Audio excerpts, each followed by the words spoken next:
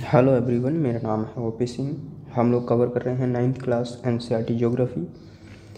इसमें जो चैप्टर 2 था भारत का भौतिक स्वरूप, उसमें एक टॉपिक छूट गया था, प्रवाल वाला। ये छोटा सा टॉपिक है बट इम्पोर्टेंट है, तो सबसे पहले हम इसे कवर करेंगे। उसके बाद हम लोग तीसरे चैप्टर को पढ़ेंगे, अपवाह तंत्र।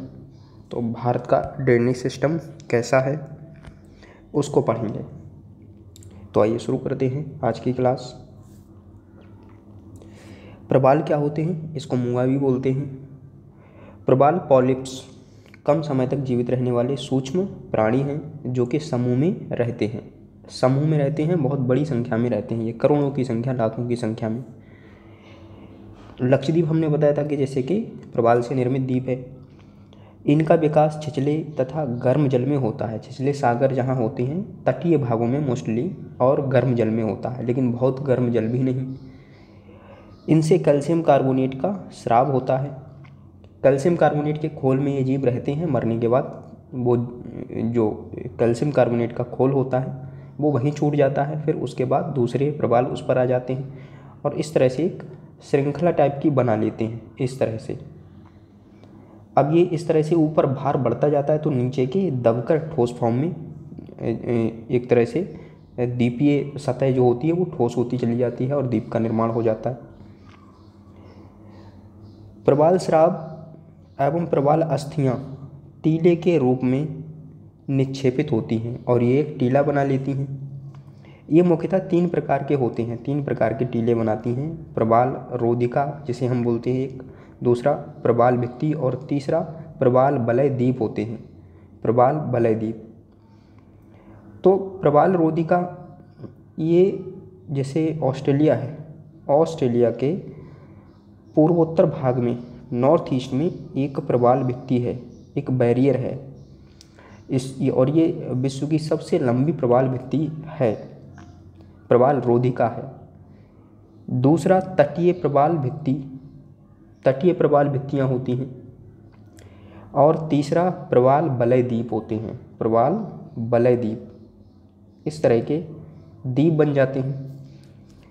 ऑस्ट्रेलिया का ग्रेट बैरियर रीफ प्रवाल रोधिका का अच्छा उदाहरण है।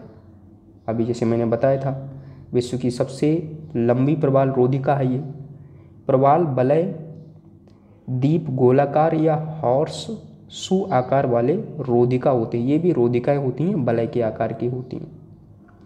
हॉर्स शू मतलब घोड़े की नाल के जैसी होती है। तो ये टॉपिक था इसमें। अब तीसरा चैप्टर है हमारा अपवाह, ड्रेनेज सिस्टम। अपवाह का मतलब क्या है? सबसे पहले इसका मतलब समझते हैं। तो अपवाह का मतलब है कि किसी भी क्षेत्र में जल का वितरण किस तरह का है उसको अपवाह बोलते हैं। जैसे अगर कोई नदी का एग्जाम्पल लें हम, जैसे गंगा नदी ले लें। गंगा नदी गंगोत्री से निकलकर बंगाल की खाड़ी में गिरती है। कुछ नदियां हैं जो इसके पूर्व से पश्चिम से दोनों तरफ से इसमें आकर मिलती हैं, जो इसकी सहायक नदियां कहलाती हैं, क्योंकि वो अपना जल इसमें छोड़ती हैं, इसको बहने में सहायता करती हैं। तो ये इसकी सहायक नदियां कहलाती हैं। तो अब जिन क्षेत्रों से भी ये नदियां गुजर रही हैं, सभी नदियां, ये पूरा सिस्टम अपवाह तंत्र कहलाएगा। इसको गंगा नदी तंत्र बोलते हैं। तो ये गंगा नदी का अपवाह तंत्र हो गया, ड्रेनेज सिस्टम हो गया। इसी तरह से सिंधु का है, इसमें झीलें भी आ जाती हैं। नदियां तो काउंट हो ही जाती हैं इसमें, झीलें जो भी होती हैं, आर्द्रभूमियाँ, वो भी इसमें आ जाती हैं। तो अपवाह तंत्र का मतलब क्या है? जल के वितरण से है, मतलब जल का वितरण किस तरह का है। तो भारत के बारे में हम लोग पढ़ेंगे आज, भारत में किस तरह के अपवाह तंत्र पाए जाते हैं। अपवाह शब्द एक क्षेत्र के नदी तंत्र की व्याख्या करता है। किसी क्षेत्र में कोई नदी है तो उसका जो तंत्र बनता है उससे और उसकी सहायक नदियों से, उसको अपवाह बोलते हैं। अपवाह नदी तंत्र हो जाता है एक तरह का। भारत के भौतिक मानचित्र को देखिए, आप पाएंगे कि विभिन्न दिशाओं से छोटी छोटी धाराएं आकर एक साथ मिल जाती हैं तथा एक मुख्य नदी का निर्माण करती हैं। अंततः इनका निकास किसी बड़े जलाशय जैसे झील, समुद्र या महासागर में होता है। और ये फाइनली नदियाँ बहकर कहाँ जाती हैं? एक बड़े जलाशय में जाती हैं। वो झील हो सकता है, समुद्र हो सकता है या फिर ओशियन हो सकता है। एक नदी तंत्र द्वारा जिस क्षेत्र का जल प्रवाहित होता है उसे एक अपवाह द्रोणी कहते हैं। जैसे अभी गंगा नदी का एग्जाम्पल लिया, इसकी सहायक नदियाँ ये सारी आ रही हैं, इसमें मिल रही हैं। गंगोत्री से निकलकर बंगाल की खाड़ी में ये नदी गिर रही है, तो ये पूरा क्या कहलाएगा? एक तंत्र बन जाएगा। इसको अपवाह द्रोणी बोलते हैं। अपवाह द्रोणी। मानचित्र का अवलोकन करने पर यह पता चलता है कि कोई भी ऊंचा क्षेत्र जैसे कि पर्वत या उच्च भूमि दो पड़ोसी अपवाह द्रोणियों को एक दूसरे से अलग करती है। इस प्रकार की उच्च भूमि को जल विभाजक कहते हैं। चित्र 3.1 में देख सकते हैं। इसके लिए मतलब इन द्रोणियों से किस बात का ज्ञान होता है? मानचित्र से, कि कोई भी ऊंचा क्षेत्र है जैसे कि पर्वत है या उच्च भूमि है, तो दो पड़ोसी अपवाह द्रोणियों को एक दूसरे से अलग करता है। और इसको क्या बोलते हैं? इस प्रकार की उच्च भूमि को जल विभाजक कहते हैं। जल विभाजक। जैसे चित्र 3.1 को देख सकते हैं। यहाँ पर जल विभाजक क्या है? ये जल विभाजक है। ये मुख्य नदी ए है, ये मुख्य नदी बी है। इसकी ये सहायक नदियाँ हैं और ये ट्राइब्यूटरीज मतलब इसकी सहायक नदियाँ हैं, इसको बहने में सहायता करती हैं। तो अब इनके बीच ये ऊंचा स्थान है, इसको जल विभाजक कहते हैं।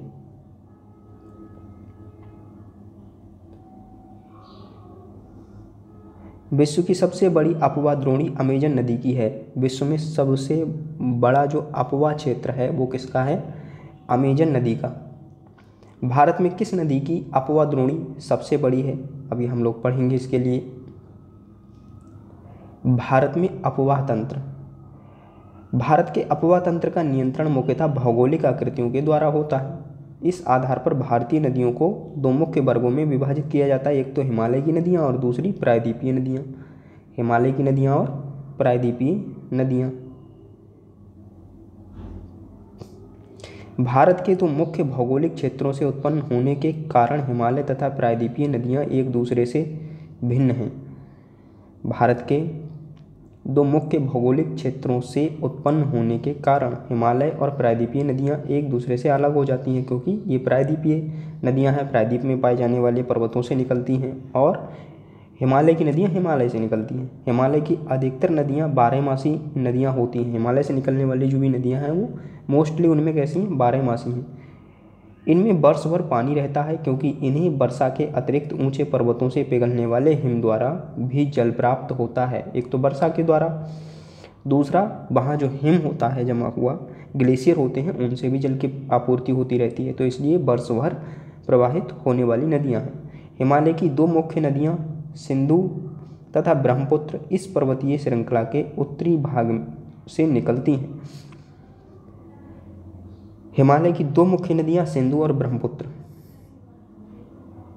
ये नदियाँ पर्वतीय श्रृंखला के उत्तरी भाग से निकलती हैं। लद्दाख, जास्कर और काराकोरम उन श्रेणियों के बीच से होकर के सिंधु नदी निकलती है, और फिर इसी के कैलाश के साइड से ये ब्रह्मपुत्र नदी है, ये भी पूरा घूम के आती है चाइना तिब्बत होते हुए, फिर अरुणाचल प्रदेश का जो हिस्सा है वहाँ से असम में ये प्रवेश कर, अरुणाचल प्रदेश फिर असम में होती हुई और बांग्लादेश में गंगा नदी से मिलती है ये।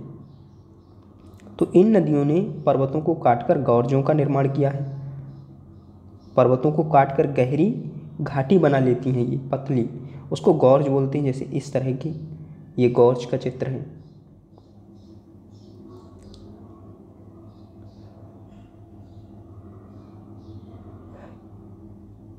हिमालय की नदियाँ अपने उत्पत्ति के स्थान से लेकर समुद्र तक के लंबे रास्ते को तय करती हैं। ये अपने मार्ग के ऊपरी भागों में तीव्र अपरदन क्रिया, मतलब जब ये जहाँ से निकलती हैं हिमालय से, तो वहाँ पर क्या होता है? ढाल होता है, तो वहाँ पर ये तेज़ी से अपरदन करती हैं। वहाँ पर तेज़ी से ये अपरदन करती हैं और अपने साथ भारी मात्रा में सिल्ट और बालू का संवहन करती हैं, और वहाँ से बालू और सिल्ट को लेकर के आती हैं आगे ये। और मध्य एवं निचले भागों में ये नदियाँ विसर्प, गोखुर झील अपने बाढ़ वाले मैदानों में बहुत सी अन्य निक्षेपण आकृतियों का निर्माण करती हैं। ये पूर्ण विकसित डेल्टाओं का भी निर्माण करती हैं। अब ये क्या करेंगी नदियाँ, जो भी चीज़ें सिल्ट और बालू लेकर के आ रही हैं, फिर आगे जो मैदानी क्षेत्र आता है जहाँ पर इनकी गति भी कम होती है, तो वहाँ पर ये क्या करती हैं, इन चीज़ों को छोड़ देती हैं, निक्षेपित कर देती हैं। मध्य और निचले भाग में फिर और आगे बढ़ती मैदानी भागों में इनकी गति कम हो जाती है, ढाल वैसा नहीं रहता, तो विसर्पों का निर्माण करती हैं। इस तरह से ये बहने लगती हैं और इसी कारण से जब इस तरह से नदी बहती है तो यहाँ निक्षेपण होने शुरू हो जाते हैं, एक तरफ से कटाव और एक तरफ से निक्षेपण। तो इस तरह से नदी बाद में अलग हो जाती है और एक गाय के खुर के जैसी गोखुर झील बन जाती है। ये पूर्ण विकसित डेल्टाओं का भी निर्माण करती हैं, जैसे चित्र 3.3 को हम देख सकते हैं। नदी की विभिन्न अवस्थाएं यहाँ पर दिखाई गई हैं। शुरुआत में नदी का स्रोत, नदी कहाँ से निकलती है, फिर ये आगे चलती है और जहाँ तक ढाल रहता है वो इसका ऊपरी भाग होता है। फिर मध्य भाग, जिसमें मध्य भाग में क्या होता है, इनकी गति धीमी हो जाती है और यहाँ पर कुछ सहायक नदियाँ भी इनसे आकर के मिलती हैं, जहाँ विसर्प का निर्माण होता है। फिर तीसरा भाग है इसका निचला भाग, इसमें गोखुर झीलें पूर्ण विकसित अवस्था में मिलती हैं। और लास्ट में जब कोई नदी अपने गंतव्य तक पहुंचती है तो उससे पहले उसका जो जल होता है वो कई शाखाओं में बंट जाता है और डेल्टाओं का निर्माण करता है। तो इस तरह से हम देख सकते हैं कि ये बीच बीच में कैसे छोटे छोटे डेल्टा हैं। जैसे विश्व का सबसे बड़ा डेल्टा है पश्चिम बंगाल का गंगा ब्रह्मपुत्र का डेल्टा, जो सुंदरवन का डेल्टा कहलाता है।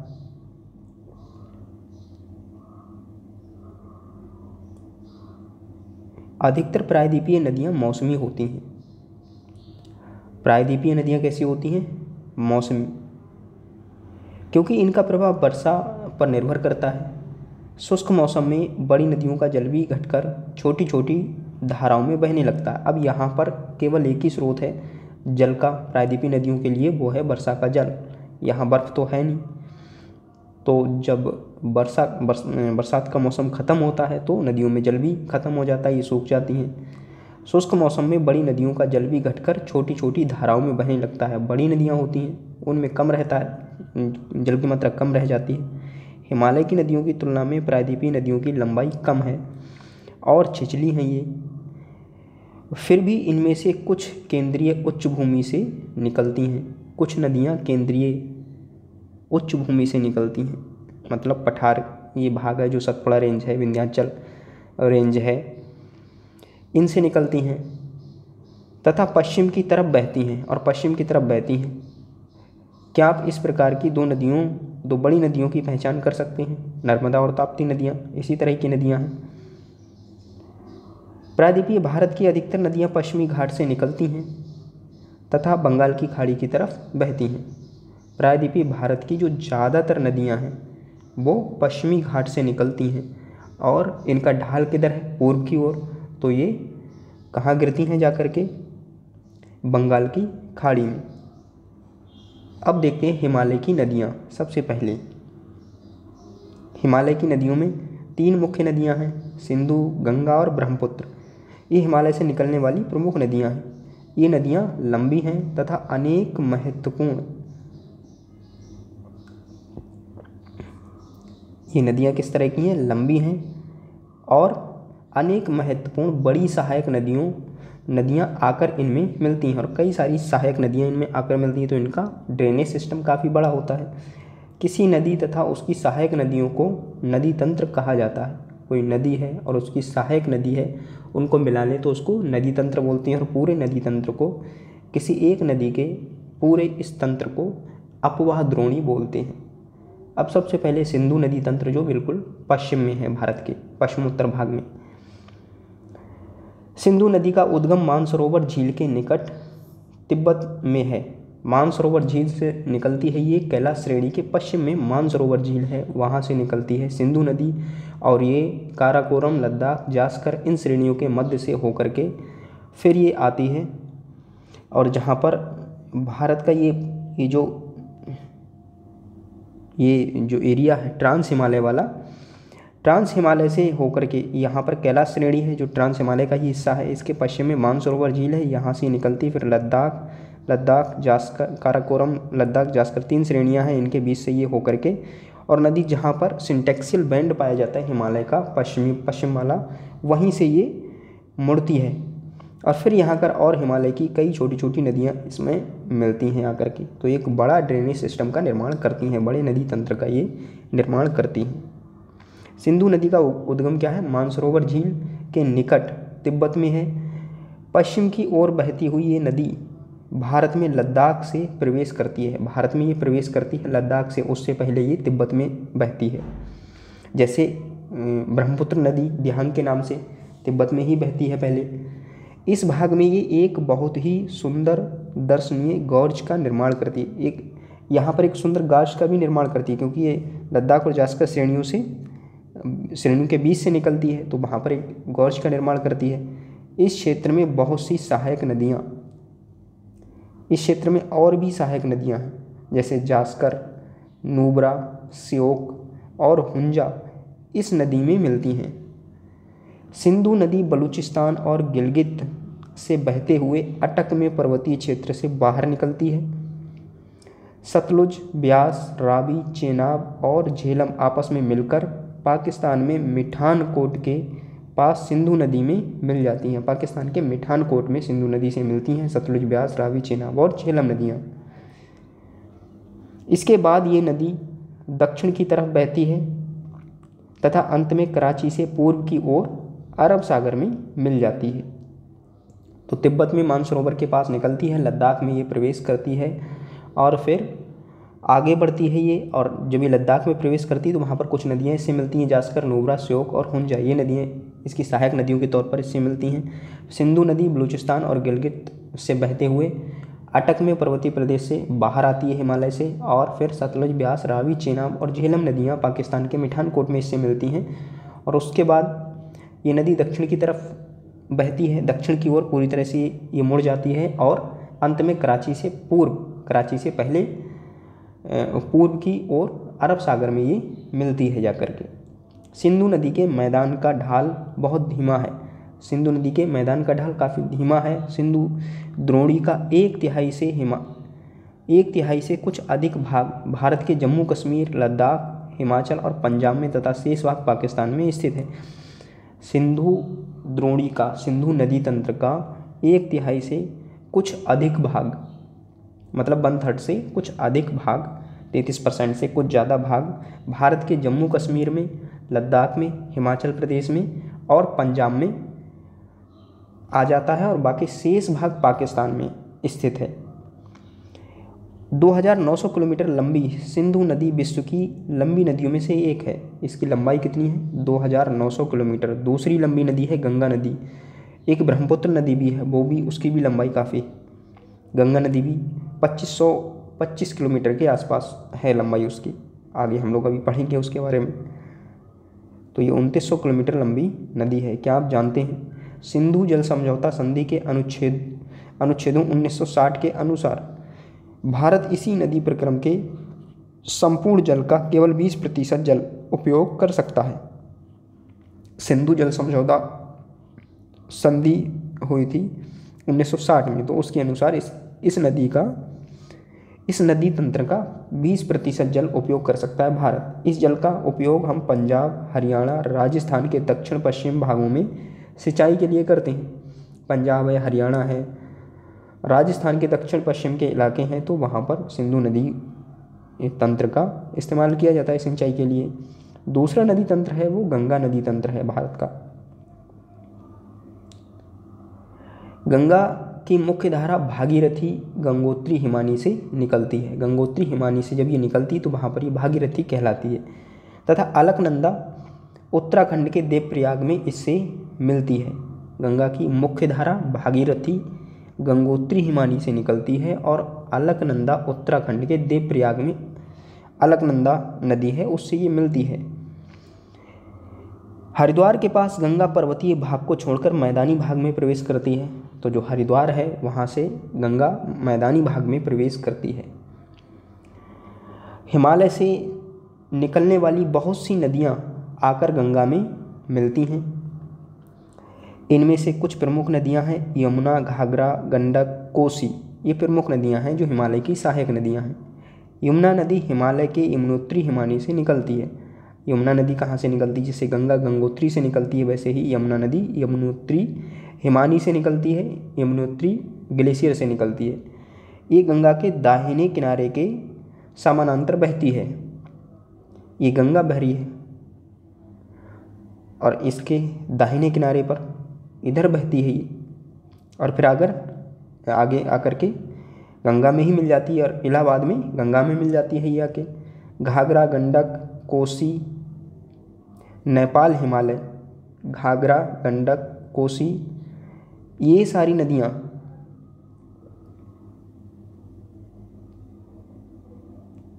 नेपाल हिमालय से निकलती हैं, नेपाल से निकलती हैं। इनके कारण प्रत्येक वर्ष उत्तरी मैदान के कुछ हिस्से में बाढ़ आती है, जिससे बड़े पैमाने पर जान माल का नुकसान होता है। लेकिन ये वे नदियाँ हैं जो मिट्टी को उपजाऊपन प्रदान कर कृषि योग्य भूमि बना देती हैं। कौन कौन सी नदियाँ हैं जो नेपाल हिमालय से निकलती हैं? इसमें कोसी, गंडक, घाघरा, घाघरा, गंडक, कोसी नदियाँ, और ये गंगा में ही मिलती हैं आकर के। इलाहाबाद जिसे हम प्रयागराज बोलते हैं, इसमें यमुना नदी आकर के मिलती है। देवप्रयाग उत्तराखंड में पड़ता है, वहाँ पर अलकनंदा, ये भागीरथी, भागीरथी यमुनोत्री से जब निकलती तो उसका नाम क्या होता है? भागीरथी, गंगा ही बोलते हैं उसको, गंगा का नाम भागीरथी। फिर अलकनंदा, ये दोनों नदियाँ यहाँ पर मिलती हैं देवप्रयाग में, उत्तराखंड में। ये है सुंदर दृश्य।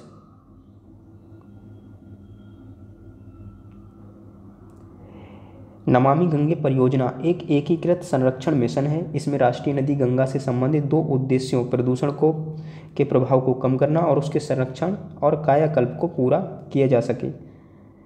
नमामि गंगे परियोजना किस लिए प्रारंभ की गई है? ये एक एकीकृत संरक्षण मिशन है। इसमें राष्ट्रीय नदी गंगा को राष्ट्रीय नदी माना जाता है। तो राष्ट्रीय नदी गंगा से संबंधित 2 उद्देश्य जुड़े हुए हैं। एक तो प्रदूषण के प्रभाव को कम करना इस नदी के लिए, और इसके संरक्षण और कायाकल्प को पूरा किया जा सके, इसलिए नमामि गंगे परियोजना की शुरुआत की गई है। आप इस परियोजना के बारे में और जानकारी निम्न वेबसाइट से प्राप्त कर सकते हैं। ये वेबसाइट दे रखी है, इससे और जानकारी इस परियोजना के बारे में हम जुटा सकते हैं। तो घाघरा, गंडक और कोसी नदियाँ नेपाल हिमालय से निकलती हैं, और ये जो आपकी गंगा नदी है इसके बाईं तरफ से इसमें मिलती हैं। प्रायद्वीपीय उच्च भूमि से आने वाली मुख्य सहायक नदियां चंबल, बेतवा, सोन। ये प्रायद्वीपीय उच्च भूमि वाला, जो अभी हमने लास्ट चैप्टर में पढ़ा था सेकंड में, कि जो उच्च भूमि वाला मालवा का पठार है, तो उस एरिए से निकलती हैं ये। चंबल, बेतवा और सोन ये अर्ध शुष्क आने वाली मुख्य सहायक नदियां हैं। मतलब ये भी गंगा की सहायक नदियां हैं। चंबल, बेतवा, सोन ये अर्ध शुष्क क्षेत्रों से निकलती हैं। इनकी लंबाई कम तथा इनमें पानी की मात्रा भी कम होती है। ज्ञात कीजिए कि ये नदियां कैसे तथा कहाँ से कहाँ गंगा में मिलती हैं। नदियां कैसे और कहाँ गंगा में मिलती हैं? बाएं तथा दाहिने किनारे की सहायक नदियों के जल से परिपूर्ण होकर गंगा पूर्व की दिशा में पश्चिम बंगाल के फरक्का तक बहती है। पश्चिम बंगाल के फरक्का तक ये गंगा नदी जाती है। ये गंगा डेल्टा का सबसे उत्तरी बिंदु है। गंगा डेल्टा का सबसे उत्तरी बिंदु है फरक्का। यहाँ नदी 2 भागों में बढ़ जाती है। भागीरथी, हुगली जो इसकी एक वितरिका है और दक्षिण की तरफ बहती है, तथा डेल्टा के मैदान से होते हुए बंगाल की खाड़ी में मिलती है। ये यहाँ से 2 शाखाएं होती हैं इसकी। एक तो भागीरथी हुगली जो इसकी एक वितरिका है, इसकी ट्राइब्यूटरी है, इसकी दक्षिण की तरफ ये बहती है। यहाँ से डेल्टा के मैदान से होते हुए ये बंगाल की खाड़ी में मिल जाती है। मुख्य धारा दक्षिण की ओर बहती हुई बांग्लादेश में प्रवेश करती है। फिर एक मुख्य धारा रहती है जो दक्षिण की ओर बहती हुई बांग्लादेश में जाती है और ब्रह्मपुत्र नदी से उधर से ब्रह्मपुत्र नदी इसमें आकर मिलती है।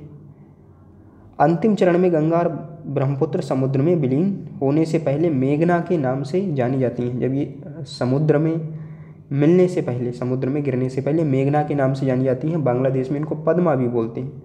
गंगा एवं ब्रह्मपुत्र के जल वाली ये बृहद नदी बंगाल की खाड़ी में मिल जाती हैं।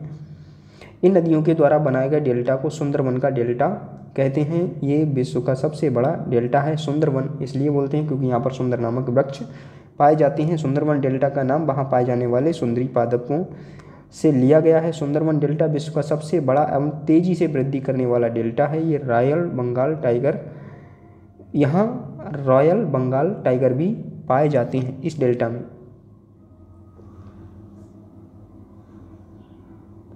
गंगा की लंबाई 2500 किलोमीटर से अधिक है। चित्र 3.4 देखें। क्या आप गंगा नदी के अपवाह तंत्र को पहचान सकते हैं?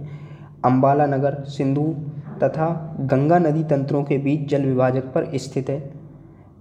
अम्बाला नगर सिंधु और गंगा नदी तंत्रों के जल विभाजक पर स्थित है अम्बाला नगर। अम्बाला से सुंदरवन तक मैदान की लंबाई लगभग 1800 किलोमीटर है, परंतु इसके ढाल में गिरावट मुश्किल से 300 मीटर है। दूसरे शब्दों में प्रति 6 किलोमीटर की दूरी पर ढाल में गिरावट 1 मीटर है। इसलिए इन नदियों में अनेक बड़े बड़े विसर्प बन जाते हैं क्योंकि ढाल में गिरावट हो रही तेजी से।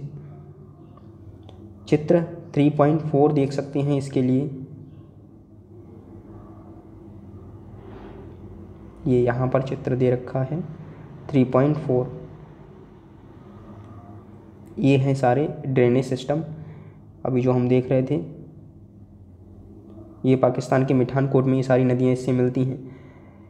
ये यहाँ पर से ये निकलती है ये नदी, ये इसकी दूसरी शाखा है। मानसरोवर झील के पास से तिब्बत से निकलती है, इस तरह से आकर के ये ट्रांस हिमालय से होती हुई और फिर यहाँ से ये नीचे आती है। सिंधु नदी, झेलम नदी, चेनाब नदी, रावी नदी, सतलज नदी, ब्यास, गोविंद सागर ये यहाँ पर स्थित है। ये सारी नदियाँ इसमें पाकिस्तान के मिठानकोट में मिल जाती हैं इससे। और फिर ये फाइनली आगे बढ़ती हुई यहाँ से कई धाराओं में यहाँ पर, क्योंकि यहाँ पर ढाल कम है तो ये कई धाराओं में डिवाइड होकर के बंगाल की अरब सागर में ये गिर जाती है। उसके बाद गंगा का जो क्षेत्र है यह है गंगा नदी। गंगा नदी इस तरह से यमुनोत्री से निकलती है और वहाँ इसका नाम क्या है? भागीरथी। ये देवप्रयाग है, सॉरी ये देवप्रयाग नहीं, ये है प्रयागराज। देवप्रयाग तो आपका उत्तराखंड में है, जहाँ पर ये यहाँ पर है। यहाँ से अलकनंदा आकर के इसमें मिलती है तो इसको देवप्रयाग बोलते हैं। आगे जो प्रयागराज है इसमें यमुना नदी यहाँ पर इससे मिलती है। अब यमुना नदी जो इसके दाहिने साइड से बराबर बह रही है, ये देवप्रयाग में, प्रयागराज में ये मिलती है। अब देखिए ये राणा प्रताप सागर, गांधी सागर यहाँ पर ये स्थित हैं। अब यहाँ से चंबल नदी निकलती है और ये बेतवा नदी निकलती है। ये नदियाँ किस में मिलती हैं? चंबल नदी यमुना नदी में मिलती है, बेतवा नदी उससे आगे पूर्व की ओर यमुना नदी में मिलती है। सीधे ये नदियाँ गंगा में नहीं मिलती हैं। लेकिन सोन नदी ऐसी नदी है जो सीधे गंगा में मिलती है। ये है सोन नदी और ये सोन नदी सीधे गंगा में आकर के मिलती है। घाघरा नदी के जस्ट आगे जाकर के ये मिलती है। पहले घाघरा मिलती है बाईं तरफ से आकर के और फिर दाहिने तरफ से सोन नदी मिलती है। उसके बाद फिर बाईं तरफ से गंडक नदी मिलती है इसमें आकर के, और फिर और आगे ये नदी बढ़ती है तो इसमें कोसी नदी भी मिलती है। तो घाघरा, गंडक, कोसी ये नदियाँ नेपाल हिमालय से निकलती हैं और ये सारी नदियाँ गंगा के बाईं तरफ से मिलती हैं। गोविंद बल्लभ पंत सागर ये यहाँ पर स्थित है। केन बेतवा परियोजना यही है मध्य प्रदेश में। मध्य प्रदेश और यूपी की संयुक्त परियोजना है।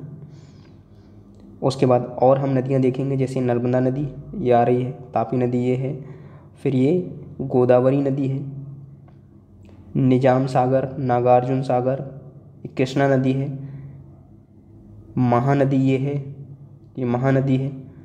गोदावरी नदी ये यहाँ से इस तरह से बहती है और इधर गिरती है, ना कि ये अरब सागर में, बंगाल की खाड़ी में आती है। फिर ये चिल्का झील है यहाँ पर,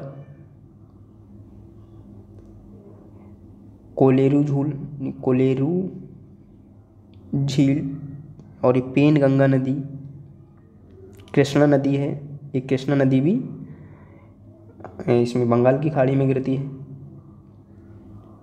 उसके बाद तुंगभद्रा नदी, कृष्णराज झील, ये कावेरी नदी, ये भी इधर ही गिरती है। लिंगामक्की झील, ये यहाँ पर लिंगामक्की झील है। वेम्बनाड झील, ये नीचे है यहाँ पर केरला में। तो ये सारी नदियाँ हैं।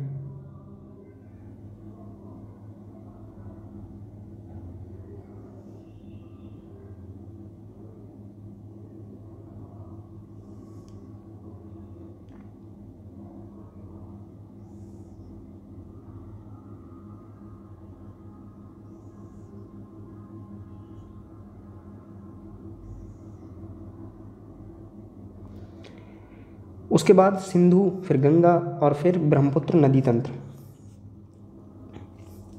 ब्रह्मपुत्र नदी तंत्र। ब्रह्मपुत्र नदी तिब्बत की मानसरोवर झील के पूर्व तथा सिंधु एवं सतलज के स्रोतों के काफ़ी नज़दीक से निकलती है। सिंधु और सतलज यहाँ से ही निकलती हैं, मानसरोवर झील के ही पास से, और ब्रह्मपुत्र नदी भी यहीं से निकलती है। इसकी लंबाई सिंधु से कुछ अधिक है, सिंधु नदी से ज़्यादा लंबी नदी है ये, परंतु इसका अधिकतर मार्ग भारत से बाहर स्थित है, क्योंकि पूरा एरिया इसका क्या है, तिब्बत में बहती है ये, फिर असम अरुणाचल के साइड में आकर के ये भारत में एंट्री मारती है। ये हिमालय के समानांतर पूर्व की ओर बहती है। नामचा बरवा शिखर 7757 मीटर के पास पहुंचकर ये अंग्रेजी के यू अक्षर जैसा मोड़ बनाकर भारत के अरुणाचल प्रदेश में गौज के माध्यम से प्रवेश करती है। नामचा बरवा तक जहाँ हिमालय ख़त्म होता है, जैसे सिंधु नदी वहाँ से जो पश्चिमी सिंटेक्सियल एक तरह से जो बैंड है वहाँ से ये मूव करती है, और इसी तरह से ये यहाँ से हिमालय के इधर से आती है, और ये नामचा बरवा जहाँ पर हिमालय ख़त्म होता है यहाँ से एकदम यू टर्न लेती है ये, और अरुणाचल प्रदेश में एक गॉर्ज का निर्माण भी करती है। यहाँ इसे दिहांग के नाम से जाना जाता है। अरुणाचल प्रदेश में ब्रह्मपुत्र नदी को दिहांग के नाम से जाना जाता है, तथा दिवांग, लोहित, केनुला एवं दूसरी सहायक नदियाँ इससे मिलकर असम में ब्रह्मपुत्र का निर्माण करती हैं। दिवांग, लोहित, केनुला और अन्य कुछ सहायक नदियाँ हैं जो इसमें मिलती हैं, और असम में इसको ब्रह्मपुत्र कहा जाता है। अरुणाचल में दिहांग, असम में ब्रह्मपुत्र, दिवांग, लोहित, केनुला, ये इसकी सहायक नदियां हैं। ब्रह्मपुत्र को तिब्बत में सांगपो एवं बांग्लादेश में जमुना कहा जाता है। बांग्लादेश में ब्रह्मपुत्र को जमुना कहा जाता है, लेकिन तिब्बत में इसको सांगपो कहा जाता है। तिब्बत चाइना के अंडर में है इस समय। तिब्बत एक शीत एवं शुष्क क्षेत्र है, अतः यहाँ इस नदी में जल एवं सिल्ट की मात्रा बहुत कम होती है। भारत में ये उच्च वर्षा वाले क्षेत्र से होकर गुजरती है। यहाँ क्योंकि उच्च वर्षा वाला क्षेत्र क्यों है, इस साइड में वर्षा ज़्यादा होती है, अरुणाचल प्रदेश का जो हिस्सा है, असम का, क्योंकि वहाँ पर्वत भी हैं और जंगल भी है। भारत में उच्च वर्षा वाले क्षेत्र से होकर गुजरती है। यहाँ नदी में जल एवं सिल्ट की मात्रा बढ़ जाती है। असम में ब्रह्मपुत्र अनेक धाराओं में बहकर एक गुम्फित नदी के रूप में बहती है, अनेक धाराओं में डिवाइड हो जाती है असम में, तथा बहुत से नदी द्वीपों का निर्माण करती है। कई शाखाओं में बहती है ये, तो यहाँ से पहले एक नदी आ रही थी, अब यहाँ से कई शाखाओं में बह रही है, आगे बढ़ती है ये एक नदी, और ये कई शाखाओं में डिवाइड हो जाती है। तो इनके बीच में फिर ये आगे भले मिल जाए, लेकिन यहाँ बीच में द्वीपों का निर्माण हो जाता है। एक गुम्फित नदी के रूप में ये बहती है अनेक धाराओं में, तथा बहुत से नदी द्वीपों का निर्माण करती है। माजुलो द्वीप इसी में पड़ता है। क्या आपको, जहाँ लोग भी रहते हैं, क्या आपको ब्रह्मपुत्र के द्वारा बनाए गए विश्व के सबसे बड़े नदी द्वीप का नाम याद है? माजुलो द्वीप अभी हमने पता है, जो लास्ट चैप्टर में हमने पढ़ा, सेकंड चैप्टर में। प्रत्येक वर्ष वर्षा ऋतु में ये नदी अपने किनारों से ऊपर बहने लगती है। हर वर्ष इस नदी में बाढ़ आती है वर्षा ऋतु में, एवं बाढ़ के द्वारा असम और बांग्लादेश में बहुत अधिक क्षति पहुंचाती है। उत्तर भारत की अन्य नदियों के विपरीत ब्रह्मपुत्र नदी में सिल्ट निक्षेपण की मात्रा बहुत अधिक होती है। इसमें सिल्ट और निक्षेपण की मात्रा बहुत ज़्यादा होती है, इस कारण से इसमें बाढ़ ज़्यादा आती है। इसके कारण नदी की सतह बढ़ जाती है और यह बार बार अपनी धारा के मार्ग में परिवर्तन लाती है और इस वजह से इसका मार्ग भी क्या है, बदलता रहता है। इसके बाद प्रायद्वीपीय नदियाँ।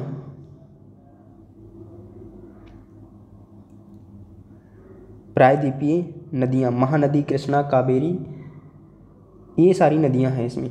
महानदी गोदावरी, कृष्णा, कावेरी, नर्मदा, ताप्ती, तुंगभद्रा, ये मुख्य नदियाँ हैं प्रायद्वीपीय नदियों में। तो इसमें प्रायद्वीपीय भारत में मुख्य जल विभाजक का निर्माण पश्चिमी घाट द्वारा होता है। पश्चिमी घाट जल विभाजक का निर्माण करता है जो पश्चिमी तट के निकट उत्तर से दक्षिण की ओर स्थित है। पश्चिमी तट के निकट है और उत्तर से दक्षिण की ओर ये फैला हुआ है। प्रायद्वीपीय भाग की अधिकतर मुख्य नदियाँ जैसे कि महानदी, गोदावरी, कृष्णा और कावेरी पूर्व की ओर बहती हैं। ये पूर्व की ओर बहती हैं और बंगाल की खाड़ी में गिरती हैं। ये नदियाँ अपने मुहाने पर डेल्टा का निर्माण करती हैं। पश्चिमी घाट से पश्चिम में बहने वाली अनेक छोटी धाराएं हैं। नर्मदा, ताप्ती दो ही बड़ी नदियाँ हैं, बाकी छोटी धाराएं और भी बहती हैं, लेकिन मुख्य नदियाँ क्या हैं जो पश्चिम में बहकर जाती हैं, पश्चिमी घाट से पश्चिम में बहती हैं और खंबात की खाड़ी में या कहें अरब सागर में गिरती हैं और ज्वार नदमुख का निर्माण करती हैं। प्रायद्वीपीय नदियों की अपवाह द्रोणियाँ आकार में अपेक्षाकृत छोटी हैं। प्रायद्वीपीय अब ये ज्वार नदमुख का निर्माण करती हैं, मतलब बिना डेल्टा बनाए हुए सीधे नदी में, सीधे सागर से अगर कोई नदी मिलती है तब उसको बोलते हैं, उसके मुख को जहाँ से वो मिल रही है सागर से, उसको ज्वार नदमुख बोलते हैं, ऐश्वर्य बोलते हैं उसके लिए। प्रायद्वीपीय नदियों की अपवाह द्रोणियाँ आकार में अपेक्षाकृत छोटी हैं। अपेक्षाकृत छोटी क्यों है, मतलब बाकी नदियों की बड़ी हैं, इसलिए इनकी जो नदी अपवाह द्रोणियाँ हैं वो छोटी हैं। अब सबसे पहले इसमें नर्मदा द्रोणी, नर्मदा नदी तंत्र हम कहें तो नर्मदा का उद्गम मध्य प्रदेश में अमरकंटक पहाड़ी के निकट से है। अमरकंटक पहाड़ी से निकलती है नर्मदा नदी। ये पश्चिम की ओर एक भ्रंश घाटी में बहती है। भ्रंश घाटी मतलब गहरी खाई या गॉर्ज। समुद्र तक पहुंचने के क्रम में ये नदी बहुत से दर्शनीय स्थलों का निर्माण करती है। दर्शनीय स्थल भी, टूरिज्म के लिए यहाँ पर कई दर्शनीय स्थल मिलते हैं। जबलपुर के निकट संगमरमर के सैलों में ये नदी गहरे गॉर्ज से बहती है। जबलपुर के पास में संगमरमर के सैलों में ये नदी गहरे गॉर्ज से बहती है तथा जहाँ ये नदी तीव्र ढाल से गिरती है और ये धुआंधार जलप्रपात का निर्माण करती है। गहरे गॉर्ज से बहती हुई ये नदी आगे बढ़ती है और फिर एक तीव्र ढाल से ये गिरती भी है, तो वहाँ पर जो झरना बनता है उसको धुआंधार प्रपात कहते हैं। ये ज़्यादा ऊंचा नहीं है, लगभग 10 मीटर के आसपास इसकी ऊंचाई है।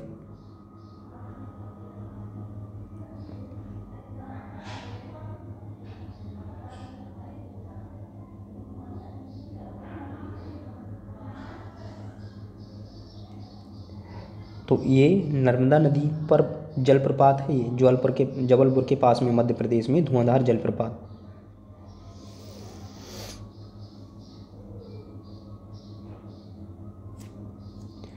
नर्मदा की सभी सहायक नदियाँ बहुत छोटी हैं। इनमें से अधिकतर समकोण पर मुख्य धारा से मिलती हैं। बहुत छोटी नदियाँ हैं इसकी सहायक नदियाँ और सीधे समकोण पर आकर के मिलती हैं, यूँ इधर से ऐसे। नर्मदा नदी की जो सहायक नदियाँ हैं वो बहुत छोटी हैं और ज़्यादातर इनमें समकोण पर आकर के इसकी मुख्य धारा में मिल जाती हैं। नर्मदा द्रोणी मध्य प्रदेश तथा गुजरात के कुछ भागों में विस्तृत है, मतलब मध्य प्रदेश और गुजरात के भागों में ये फैली हुई है।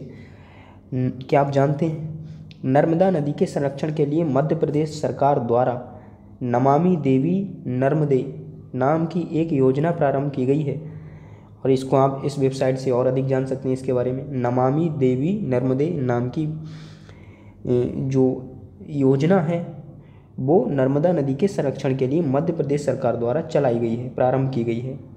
ऐसे ही नमामि गंगे परियोजना ये शुरू की गई है क्योंकि गंगा राष्ट्रीय नदी है, तो उसके संरक्षण के लिए, उसको प्रदूषण मुक्त बनाने के लिए। नर्मदा के बाद में दूसरी है तापी द्रोणी, तापी नदी। तापी का उद्गम मध्य प्रदेश के बैतूल जिले में सतपुड़ा की श्रृंखलाओं में है। उद्गम स्थल कहाँ है? मध्य प्रदेश के बैतूल जिले में सतपुड़ा पहाड़ियों से, सतपुड़ा श्रेणी से निकलती है। दोनों नदियाँ कहाँ से निकलती हैं? मध्य प्रदेश से। ये भी नर्मदा के समानांतर एक भ्रंश घाटी में बहती है, लेकिन इसकी लंबाई बहुत कम है। इसकी द्रोणी मध्य प्रदेश, गुजरात और महाराष्ट्र राज्य में है। इस नदी की लंबाई कम है और ये मध्य प्रदेश, गुजरात और महाराष्ट्र इन सारे क्षेत्रों में इसका द्रोणी क्षेत्र मिलता है। अरब सागर पश्चिमी घाट के बीच का तटीय मैदान बहुत अधिक संकीर्ण है। अरब सागर और पश्चिमी घाट, इनके बीच जो तटीय मैदान है, जैसे हम इस तरह से समझ सकते हैं, ये अरब सागर है और यहाँ पर ये पश्चिमी घाट है, इसके बीच तटीय मैदान है किनारे पर। तो ये कैसा है? अरब सागर और पश्चिमी घाट के बीच का तटीय मैदान बहुत अधिक संकीर्ण है, पतला है, इसलिए तटीय नदियों की लंबाई बहुत कम है। और इस कारण से जो तटीय नदियाँ हैं उनकी लंबाई भी कम है, क्योंकि ज़्यादा समय ही नहीं मिलता उनके लिए बहने के लिए, मतलब ज़्यादा जगह नहीं मिलती, ज़्यादा दूर तक जाना होगा तभी तो नदी लंबी होगी। लेकिन पास में ही अरब सागर है तो उसी में गिर जाती हैं ये। पश्चिम की ओर बहने वाली मुख्य नदियाँ साबरमती, माही, भारत पूजा। कौन कौन सी नदियाँ हैं जो पश्चिम की ओर बहती हैं? साबरमती गुजरात से, माही, भारत पूजा, पेरियार, पेरियार भी नदी का नाम है। उन राज्यों के नाम बताइए जहाँ ये नदियाँ बहती हैं। ये सारी नदियाँ पश्चिम की ओर बहती हैं और अरब सागर में गिरती हैं। उसके बाद गोदावरी द्रोणी। गोदावरी, इसको हम देखें तो इस तरह से देख सकते हैं। यहाँ पर पश्चिम बंगाल साइड में ये आपकी महानदी है, फिर गोदावरी है, फिर कृष्णा और फिर कावेरी। लास्ट में यहाँ पर तुंगभद्रा नदी है, बिल्कुल नीचे केरला और आपका तमिलनाडु वाला जो एरिया है। गोदावरी द्रोणी।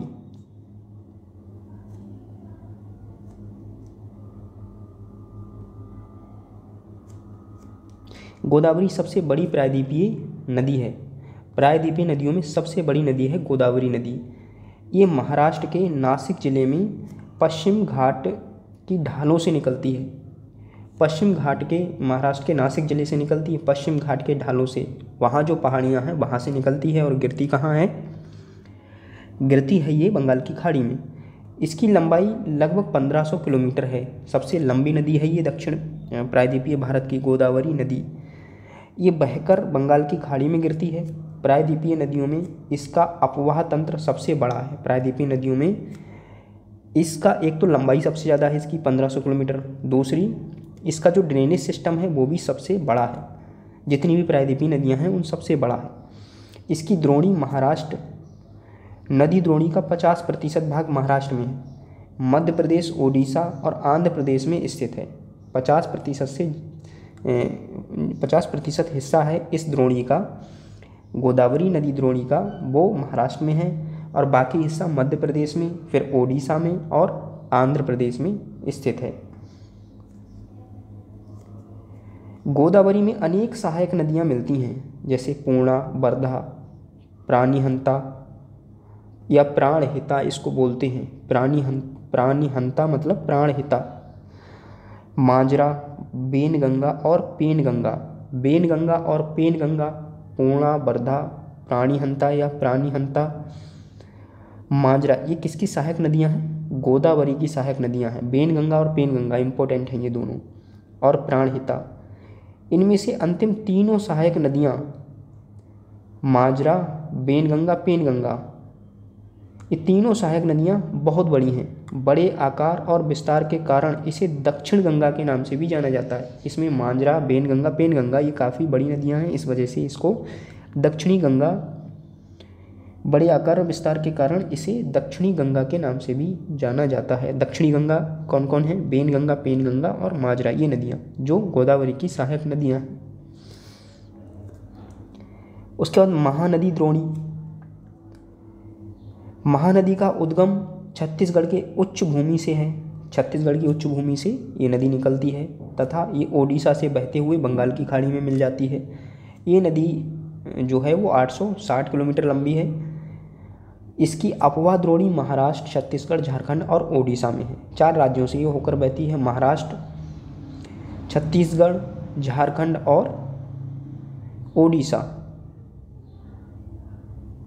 महाराष्ट्र में ये कैसे पहुंचेगी? छत्तीसगढ़ से निकल रही है, तो उधर से कोई सहायक नदी आती है वो इसमें मिल जाती है, तो वो काउंट हो जाएगी इसी की द्रोणी में।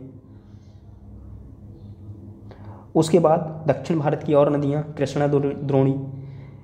महाराष्ट्र के पश्चिमी घाट में महाबलेश्वर के निकट स्रोत से निकलकर कृष्णा लगभग 1400 किलोमीटर बहकर बंगाल की खाड़ी में गिरती है। तुंगभद्रा, कोयना, घाटप्रभा, मूसी, भीमा इसकी कुछ सहायक नदियां हैं। इसकी द्रोणी महाराष्ट्र, कर्नाटक, आंध्र प्रदेश में फैली है। कृष्णा नदी कहाँ से निकलती है? महाराष्ट्र के पश्चिमी घाट में महाबलेश्वर की पहाड़ियों से निकलती है। महाबलेश्वर पहाड़ियाँ, और ये लगभग 1400 किलोमीटर वहाँ से बहती है और बंगाल की खाड़ी में आकर गिरती है। तुंगभद्रा नदी, कोयना नदी, घाटप्रभा ये बहुत बार आया है। घाटप्रभा, तुंगभद्रा, कोयना, मूसी और भीमा ये इसकी कुछ सहायक नदियां हैं। तुंगभद्रा, कोयना, घाटप्रभा, मूसी, भीमा। इसकी द्रोणी महाराष्ट्र, कर्नाटक और आंध्र प्रदेश में फैली है। किन राज्यों में ये बहती है? महाराष्ट्र के तो पश्चिमी घाट जो है वहाँ पर महाराष्ट्र वाला जो एरिया है उसमें महाबलेश्वर पहाड़ियों से ही निकलती है, उनके निकट से। महाराष्ट्र में बहती है, कर्नाटक में बहती है और आंध्र प्रदेश में, और उसके बाद ये बंगाल की खाड़ी में गिरती है। कृष्णा द्रोणी की बात हो रही है, इसकी सहायक नदियों सहित। उसके बाद दक्षिण भारत में चले जाओ तो कावेरी नदी मिलेगी आपको। कावेरी द्रोणी। कावेरी पश्चिमी घाट के ब्रह्मगिरी श्रृंखला से निकलती है।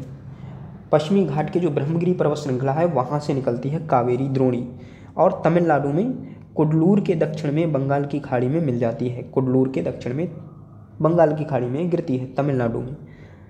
इसकी लंबाई 760 किलोमीटर है। इसकी प्रमुख सहायक नदियाँ हैं अमरावती, भवानी, हेमावती और काबिनी।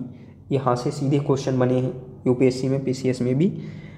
अमरावती, भवानी, हेमावती और काबिनी ये इसकी सहायक नदियां हैं कावेरी द्रोणी की। इसकी द्रोणी तमिलनाडु, केरल और कर्नाटक में विस्तृत है। अब कावेरी नदी की द्रोणी किन किन राज्यों से होकर बहती है, प्रवाहित होती है नदी? तमिलनाडु, केरल और कर्नाटक। तो निकलती कहाँ से है? कावेरी पश्चिमी घाट के ब्रह्मगिरी श्रृंखला से, ब्रह्मगिरी पहाड़ियों से, और तमिलनाडु में कुडलूर के दक्षिण में बंगाल की खाड़ी में ये गिरती है। 760 किलोमीटर इसकी लंबाई है। प्रमुख सहायक नदियाँ अमरावती, भवानी, हेमावती और काबिनी हैं। इसकी द्रोणी तमिलनाडु, केरल और कर्नाटक में विस्तृत है। क्या आप जानते हैं भारत में दूसरा सबसे बड़ा जलप्रपात कावेरी नदी बनाती है? इसे शिवसुंदरम के नाम से जाना जाता है। भारत में दूसरा सबसे बड़ा जलप्रपात कावेरी नदी पर है, जिसको शिवसुंदरम जलप्रपात कहते हैं। प्रपात द्वारा उत्पादित विद्युत मैसूर, बंगलोर और कोलार स्वर्ण क्षेत्र को प्रदान की जाती है। ये जो जलप्रपात है यहाँ विद्युत भी उत्पादित होती है इस शिवसुंदरम जलप्रपात से, जो कावेरी नदी पर स्थित है। और कावेरी नदी का है, इससे मैसूर कर्नाटक और आपका बंगलोर और कोलार का स्वर्ण क्षेत्र, इन क्षेत्रों को विद्युत आपूर्ति की जाती है। भारत का सबसे बड़ा जलप्रपात कौन सा है? धुआंधार तो नहीं है, धुआंधार जलप्रपात नहीं है, वो छोटा है। इन बड़ी नदियों के अतिरिक्त कुछ छोटी नदियां हैं, जो अब हमने मुख्य नदियां सारी पढ़ ली, लेकिन इनके अलावा भी कुछ और छोटी नदियां हैं जो पूर्व की तरफ बहती हैं, जो पूर्व की ओर बहती हैं। पूर्व की ओर बहेंगी तो बंगाल की खाड़ी में गिरेंगी। दामोदर, ब्रह्मणी, बैतरणी, सुवर्ण रेखा नदी ये कुछ महत्वपूर्ण उदाहरण हैं। दामोदर नदी है, ब्रह्मणी नदी, बैतरणी नदी और सुवर्ण रेखा नदी। अपने एटलस में इनकी स्थिति ज्ञात कर सकते हैं आप। क्या आप जानते हैं पृथ्वी के धरातल का 71% भाग जल से ढका है, लेकिन इसका 97% जल कैसा है? लवणीय जल है, सॉल्ट वाटर है। केवल 3% जल ही स्वच्छ वाटर है, मतलब फ्रेश वाटर है, जिसको, और उसमें भी जिसका 3/4 भाग हिमानी के रूप में है। मतलब 3% है फ्रेश वाटर, और उसका भी 3/4 भाग मतलब 25% छोड़ दो, बाकी 75% भाग कहाँ है, हिमानी के रूप में स्थित है। 25% भाग ही नदी जलों में है, जिसको जो पीने के योग्य है। इसके बाद झीलें भी आती हैं इसमें, अपवाह क्षेत्र में, मतलब जल के वितरण से है बेसिकली इसका मतलब। शुरू में ही बताया था हमने, झीलें कश्मीर घाटी तथा प्रसिद्ध डल झील, नाव वाले घरों तथा शिकारा से तो आप परिचित ही होंगे। कश्मीर घाटी है तथा प्रसिद्ध डल झील है, नाव वाले घरों और शिकारा से ये चीज़ें जानते ही हैं हम, जो प्रत्येक वर्ष हजारों पर्यटकों को आकर्षित करते हैं। इसी प्रकार आप अन्य झील वाले स्थानों पर भी गए होंगे तथा वहाँ नौकायन देखा होगा आपने, तैराकी और अन्य जलीय खेलों का आनंद भी लिया होगा।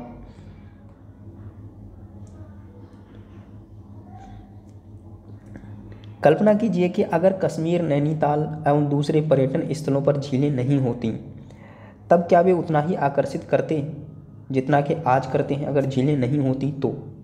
नहीं ऑब्वियसली। क्या आपने कभी ये जानने की कोशिश की है कि इन पर्यटकों को आकर्षित करने के लिए किसी स्थान पर झीलों का क्या महत्व है? क्यों आकर्षित करती हैं पर्यटकों के लिए झीलें? पर्यटकों के आकर्षण के अतिरिक्त मानव के लिए अन्य कारणों से भी झीलों का महत्व है।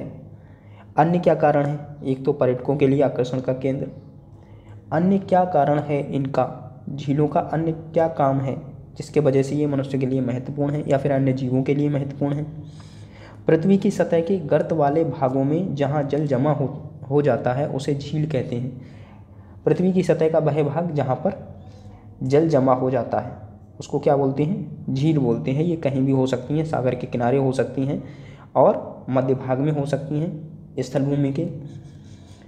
क्या आप जानते हैं बड़े आकार वाली झीलों को समुद्र कहा जाता है, जैसे कि कैस्पियन सागर, मृत सागर, अरल सागर, इनको समुद्र या सागर कहते हैं जो बड़े आकार की झीलें होती। छोटे आकार की हैं तो वो झीलें ही हैं।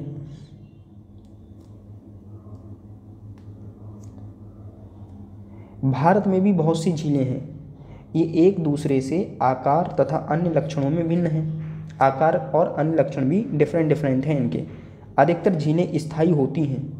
स्थायी मतलब वो रहती ही हैं सदा के लिए, तथा कुछ में केवल वर्षा ऋतु में ही पानी होता है और कुछ में वर्षा ऋतु में पानी होता है, बाकी वो सूख जाती हैं। जैसे कि अंतर्देशीय अपवाह वाले अर्धशुष्क क्षेत्रों की द्रोणी वाली झीलें। अंतर्देशीय मतलब देश के अंदर स्थित, अपवाह वाले जो भी क्षेत्र हैं बेसिकली अर्धशुष्क क्षेत्र, वहाँ की जो झीलें हैं, वहाँ की द्रोणी वाली जो झीलें हैं वो सूख जाती हैं वर्षा ऋतु के बाद। यहाँ कुछ ऐसी झीलें हैं जिनका निर्माण हिमानियों एवं बर्फ चादर की क्रिया के फलस्वरूप हुआ है, जबकि कुछ अन्य झीलों का निर्माण वायु, नदियों एवं मानवीय क्रियाकलापों के कारण हुआ है। एक विसर्प नदी बाढ़ वाले क्षेत्रों में कटकर गौखुर या गोखुर झील का निर्माण करती है। स्पिट तथा वार मतलब रोधिका तटीय क्षेत्रों में लैगून का निर्माण करते हैं। लैगून भी एक प्रकार की झील ही होती है। तटीय क्षेत्रों में लैगून निर्मित होते हैं, मतलब ये अगर तट है और ये सागर है तो यहाँ से इस तरह से बांध बन गया ये थोड़ा सा, और यहाँ से ये खुला भाग है तो इसमें पानी आता रहेगा, तो इसको झील नाम देंगे। चिल्का झील है, पोलिकट झील है, कोलेरू झील, इसी तरह की लैगून झीलें हैं। या फिर हम कहें कि इस तरह का ये तट है और यहाँ पर ये भाग है इस तरह का, यहाँ से अब ये खुला हुआ भाग है, सागर का जल यहाँ आ जा रहा है और ये झील बन गई है। तो इस तरह की ये झीलें, इनको भी हम झील कहते हैं, ये लैगून कहलाते हैं, लैगून झील होती हैं। जैसे चिल्का झील है, पोलिकट झील है, कोलेरू झील है, ये लैगून झीलें हैं। तो एक विसर्प नदी बाढ़ वाले क्षेत्रों में कटकर गोखुर झील का निर्माण करती है। जब विसर्प ऐसे बनते हैं तो क्या होता है, निक्षेपण, एक साइड में निक्षेपण और एक साइड में क्या होता है, तीव्र अपर्दन होता है। तो इस तरह से धीरे धीरे नदी इसको छोड़ देती है, तो बाद में इस तरह की झील बन जाती है। इसको गोखुर झील बोलते हैं। और लैगून के बारे में अब बता ही दिया हमने कि लैगून कैसे बनती है। लोकताक झील, ये लोकताक झील का यहाँ पर चित्र दे रखा है। ये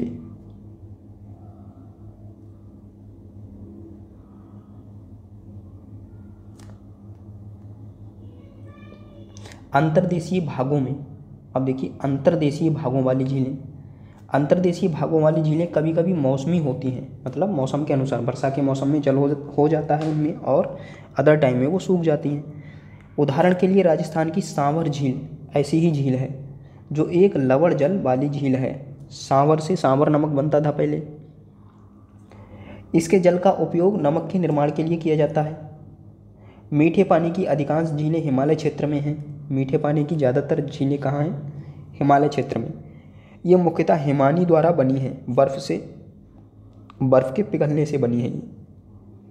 दूसरे शब्दों में कहें तो ये तब बनी जब हिमानियों ने या कोई द्रोणी गहरी बनाई, मतलब ये कब बनी है? तब बनी जब हिमानियों ने या फिर कोई द्रोणी, किसी द्रोणी के द्वारा ये बनी है। हिमानियों से ही बनती है बेसिकली हिमालय के क्षेत्र में, क्योंकि जो बर्फ़ होती है वो पिघलती है नदी के रूप में।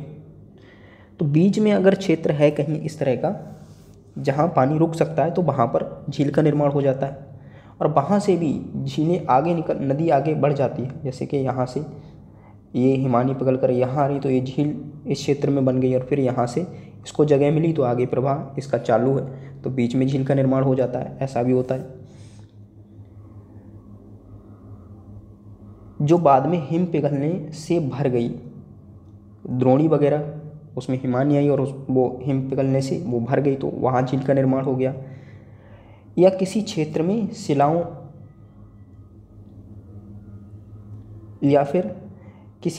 शिलाओं अथवा मिट्टी से हिमानी मार्ग बन गए।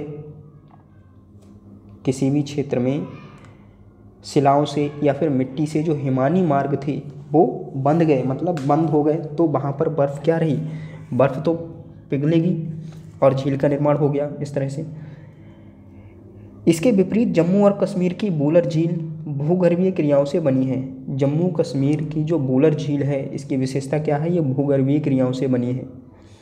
ये भारत की सबसे बड़ी मीठे पानी की प्राकृतिक झील है। जम्मू कश्मीर की बूलर झील भूगर्भीय क्रियाओं से बनी है और ये भारत की सबसे बड़ी मीठे पानी की प्राकृतिक झील है, जो प्रकृति से निर्मित है, एक तरह से कहें, किसी ने बनाई नहीं है। डल झील, भीमताल, नैनीताल, लोकताक, बड़ा पानी कुछ अन्य महत्वपूर्ण मीठे पानी की झीलें हैं। डल झील, भीमताल, नैनीताल, लोकताक, बड़ा पानी, ये सब मीठे पानी की झीलें हैं। इसके अतिरिक्त जल विद्युत उत्पादन के लिए, इसके अलावा जल विद्युत उत्पादन के लिए नदियों पर बांध बनाने से भी झीलों का निर्माण हो जाता है। जैसे गुरु गोविंद सागर भाखड़ा नांगल परियोजना के तहत इसको बनाया गया था। एक्टिविटी यहाँ दे रखी है, एटलस की सहायता से प्राकृतिक तथा मानव निर्मित झीलों की सूची तैयार कीजिए। प्राकृतिक झीलें और मानव निर्मित कब होती हैं? जब गुरु गोविंद सागर, जैसे भाखड़ा नांगल परियोजना चलाई गई तो गुरु गोविंद सागर बना। इस तरह से मानव निर्मित झीलें होती हैं जो विद्युत उत्पादन की दृष्टि से और सिंचाई की दृष्टि से तैयार की जाती हैं। झीलें मानव के लिए अत्यधिक लाभदायक होती हैं। एक झील नदी के बहाव को सुचारू बनाने में सहायक होती है।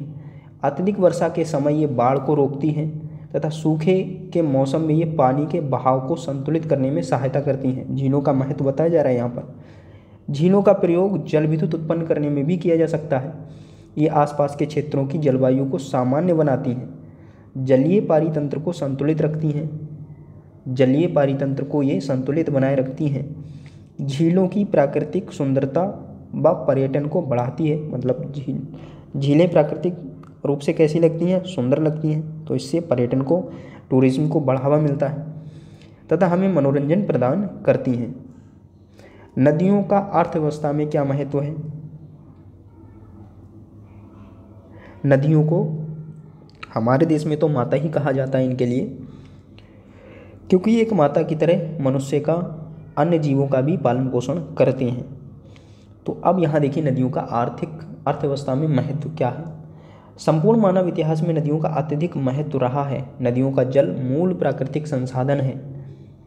नदियों का जल मूल प्राकृतिक संसाधन है तथा अनेक मानवीय क्रियाकलापों के लिए अनिवार्य है। कृषि के लिए बहुत उपयोगी है। यही कारण है कि नदियों के तट ने प्राचीन काल से ही अधिवासियों को अपनी ओर आकर्षित किया है। हमने देखा ही है, अब से 2500 ईसा पूर्व में ही क्या हुआ, 2500 ईसा पूर्व में हमारे जो गंगा नदी वाला एरिया है इसके आसपास, मतलब अब से 2500 वर्ष पहले क्या हुआ, यहाँ नगरों का विकास हुआ।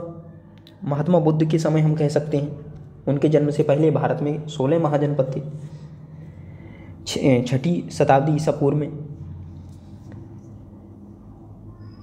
ये गांव अब बड़े शहरों में परिवर्तित हो चुके हैं। पहले छोटे छोटे गांव, फिर बड़े शहर और आज बड़े नगर। अपने राज्य के उन शहरों की एक सूची तैयार कीजिए जो नदी के किनारे स्थित हैं। किंतु भारत जैसे देश के लिए, जहाँ के अधिकांश जनसंख्या जीविका के लिए कृषि पर निर्भर है, वहाँ सिंचाई, नौ संचालन, जल विद्युत निर्माण में नदियों का बहुत अधिक महत्व है। भारत जैसे देश में, जहाँ पर अधिकांश जनसंख्या किसके लिए है, अपनी जीविका के लिए कृषि पर निर्भर है, वहाँ पर सिंचाई के लिए, नौ संचालन के लिए, जल विद्युत निर्माण के लिए, इन सारे कार्यों के लिए नदियाँ बहुत ही महत्वपूर्ण हैं।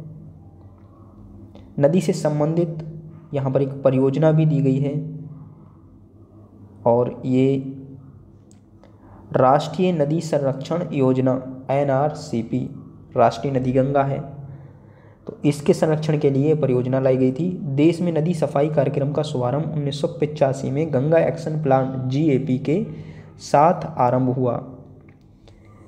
देश में नदी सफाई कार्यक्रम का शुभारंभ कब हुआ, 1985 में, जब 1985 में गंगा एक्शन प्लान के साथ गंगा एक्शन प्लान लाया गया था गंगा नदी की सफाई के लिए।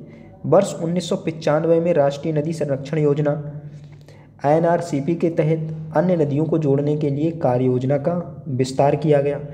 फिर गंगा एक्शन प्लान था सबसे पहले, तो 1985 में नदी सफाई कार्यक्रम लाया गया था ये देश में। उसके बाद 1995 में राष्ट्रीय नदी संरक्षण योजना, एक मतलब इसका और विस्तार किया गया। 1995 में NRCP, राष्ट्रीय नदी संरक्षण योजना के तहत अन्य नदियों को भी जोड़ने के लिए गंगा कार्य योजना का विस्तार किया गया। नदियां देश में जल का प्रमुख स्रोत हैं। NRCP, राष्ट्रीय नदी संरक्षण योजना का उद्देश्य नदियों के जल में प्रदूषण को कम करके जल की गुणवत्ता में सुधार करना है। यहाँ से इस तरह से इनसे सीधे क्वेश्चन फ्रेम होते हैं यहाँ से। उसके बाद लास्ट में है नदी प्रदूषण।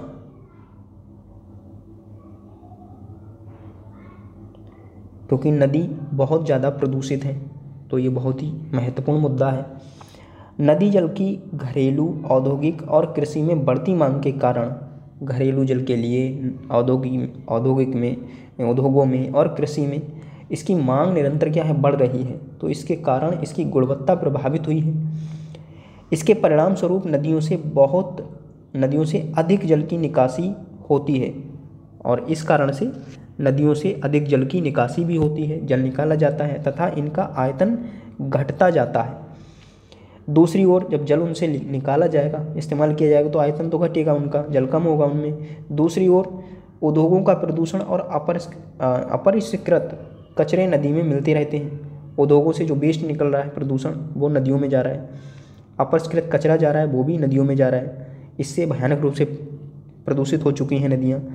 ये केवल जल की गुणवत्ता को ही नहीं बल्कि नदी के स्वतः स्वच्छीकरण की क्षमता को भी प्रभावित करता है। जल प्रदूषण हो जाता है, नदी खुद भी स्वच्छीकरण का कार्य करती है, तो उसके स्वच्छीकरण की जो क्षमता होती है वो भी क्या है, वो भी प्रभावित होती है। इससे जल की गुणवत्ता तो खराब करता ही है ये प्रदूषण उद्योगों का, नदी की स्वतः स्वच्छीकरण की क्षमता को भी प्रभावित करता है।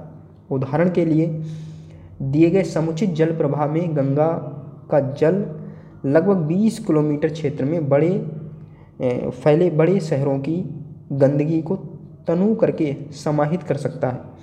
मतलब अगर एग्जाम्पल देखें तो समुचित जल प्रवाह में गंगा का जो जल है वो लगभग 20 किलोमीटर क्षेत्र में फैले बड़े शहरों की गंदगी को तनुकृत करके, उनको पतला करके समाहित कर सकता है। 20 किलोमीटर क्षेत्र में फैले बड़े शहरों की गंदगी को खुद ही मैनेज कर सकता है गंगा का जल। लेकिन प्रदूषण इतना हद तक बढ़ गया है कि गंगा ही क्या है, खुद ही मैली हो गई है। लेकिन लगातार बढ़ते हुए औद्योगिकरण एवं शहरीकरण के कारण ऐसा संभव नहीं हो पाता तथा अनेक नदियों में प्रदूषण का स्तर बढ़ता जा रहा है। नदियों में बढ़ते प्रदूषण के कारण इनको स्वच्छ बनाने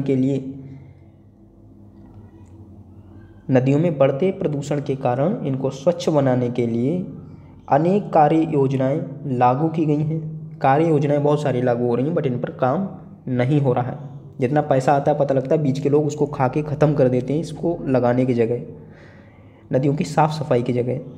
क्या आपने कभी ऐसी कार्य योजनाओं के बारे में सुना है? गंगा एक्शन प्लान, अब ये भी सुना है हमने। नदी के प्रदूषित जल से हमारा स्वास्थ्य किस प्रकार प्रभावित होता है? नदी का जल प्रदूषित होता है तो उससे सबसे भयानक रोग, स्किन रोग फैलते हैं और इससे सबसे भयानक चीज़ें होती हैं। जैसे गंगा नदी है तो गंगा नदी के आसपास में जो गांव हैं वहाँ के वाटर लेवल में जो प्रदूषित केमिकल हैं वो पहुँचते हैं, उससे क्या है, कैंसर देखने को मिला है लोगों में। तो ये बहुत भयानक प्रदूषण है। स्वच्छ जल का मानव जीवन, इस विषय पर विचार करें तथा अपनी कक्षा में एक वाद विवाद प्रतियोगिता का आयोजन करें। स्वच्छ जल का मानव जीवन मतलब बिना स्वच्छ जल का मानव जीवन किस तरह का होगा? बिना स्वच्छ जल का मानव जीवन अभी तो कम प्रदूषित है, भविष्य में बहुत भयानक प्रदूषण होगा। 2050 तक क्या होता है देखेंगे हम लोग। तो ये चैप्टर भी हमारा यहाँ कंप्लीट होता है। ये कुछ क्वेश्चन हैं, आप लोग कर सकते हैं। नर्मदा का उद्गम स्थल कहाँ है? वूलर झील किस राज्य में स्थित है? कौन सा लवणीय जल वाली झील है? सांवर झील, वूलर, गोविंद सागर, डल झील अभी भी हमने पढ़ा है। कौन सी नदी प्रायद्वीपीय भारत की सबसे बड़ी नदी है? प्रायद्वीपीय भारत की सबसे बड़ी नदी कौन सी है? नर्मदा है, कृष्णा है, गोदावरी है, महानदी है। गोदावरी अभी पढ़ी थी हमने। निम्नलिखित नदियों में से कौन सी नदी भ्रंश घाटी से होकर बहती है? तो कृष्णा नहीं है, महानदी, तुंगभद्रा ये कोई नदी नहीं है। नर्मदा और ताप्ती नदियाँ हैं तो इसमें ताप्ती हो जाएगा। ऐसे ही इसमें आप देख सकते हैं कहाँ से नर्मदा नदी निकलती है, सतपुड़ा से, ब्रह्मगिरी से, पश्चिमी घाट के ढाल से, अमरकंटक से। और इनमें कौन सी लवणीय जल वाली झील है? सांवर झील है, वूलर झील है, डल झील है या गोविंद सागर। लवणीय झील, सांवर झील अभी भी पढ़ा है हमने। नर्मदा नदी का उद्गम स्थल वूलर झील किस राज्य में स्थित है? उत्तर प्रदेश, जम्मू कश्मीर, पंजाब, राजस्थान। तो ये आप देख सकते हैं। इस तरह से ये चैप्टर भी हमारा कंप्लीट होता है। चैप्टर 3 ड्रेनेज सिस्टम बहुत ही इम्पोर्टेंट चैप्टर है। इसके बाद चैप्टर 4 इसका पढ़ेंगे हम लोग। तब तक के लिए बाय सभी को, मिलते हैं नेक्स्ट क्लास में।